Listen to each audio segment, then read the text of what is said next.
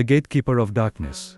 The village of Oriel was nestled right beneath the great black cliff, a sheer wall of rock that seemed to drink the sun whole. Every evening, when the last sliver of daylight vanished, one figure emerged to manage the profound velvet dark, the gatekeeper of darkness.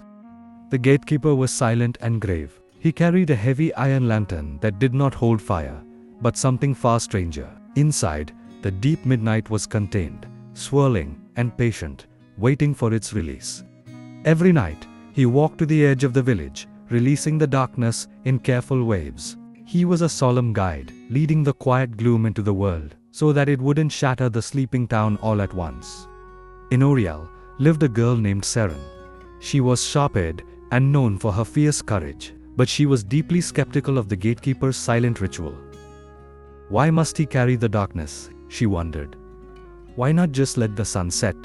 One night, Seren decided she must see the ritual up close. Wrapped in a heavy cloak, she crept from her home, following the faint, tall shadow of the gatekeeper as he headed toward the base of the black cliff. At the foot of the cliff, the gatekeeper stopped.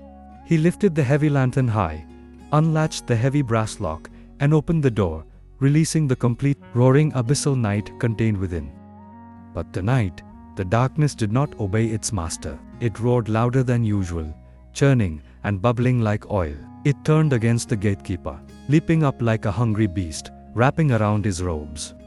Swallowed the tall, thin man whole, leaving nothing behind but the sound of an unnerving, sucking silence. Seren watched, horrified, as the vast shadow began to creep away from the cliff, reaching toward the distant lights of Oriel.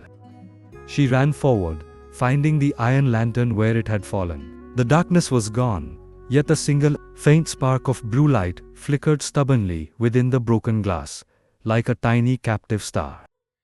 Seren gripped the iron handle. Immediately, the darkness surrounding them hissed and pulsed, turning its attention to her. "You touch what is mine."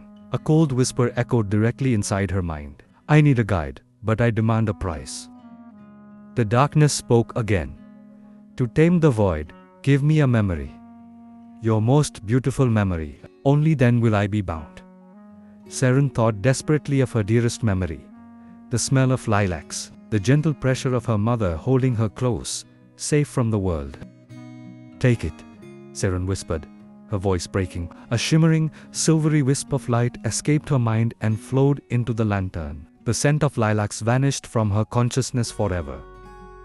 The surrounding void instantly calmed, shrinking back down to fit neatly inside the vessel. The gatekeeper, unharmed but weary, emerged from the remaining shadows, looking gravely at Seren and the newly controlled light. "Now you understand, child," the gatekeeper said, his voice softer than the whispering void. "Even darkness needs a guide, a master with responsibility. Left alone, the void will swallow everything, even the ones who hold the light." Seren returned to Oriel before dawn, the heavy lantern now resting quietly in her hand. She carried the vast emptiness where her dearest memory once lived. But in its place was a profound lesson. True courage sometimes requires the heaviest sacrifice.